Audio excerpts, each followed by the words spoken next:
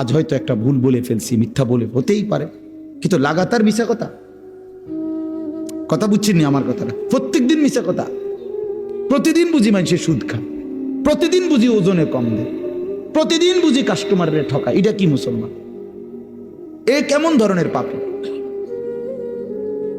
30 বছর বুঝি প্রত্যেক দিন টেলিভিশন চলবে আপনার ঘরে, প্রতিদিন আপনার ঘরে নিয়ম মাফিক নাচ গান নর্তকের ছবি চলবে। আপনাদের আখিরাত নাই? আপনার বিবি বাচ্চার আখিরাত নাই? তো এরা মরলে কোথায় যাবে?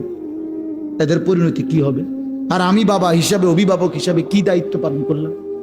খাট পালং আর সোফা ফার্নিচার, কাঁচের প্লেট আর নুনের বাটি, এটাই ছিল জিম্মাদারি না? একজন মুসলমানের দায়িত্ব তার স্ত্রী সন্তানের জন্য এই শুধু খাট পালং আর সোফা ফার্নিচার ব্যবস্থা করা, এই তো না? বলেন না বাবা, বলেন তো কি দায়িত্ব ছিল? কোরআন শরীফ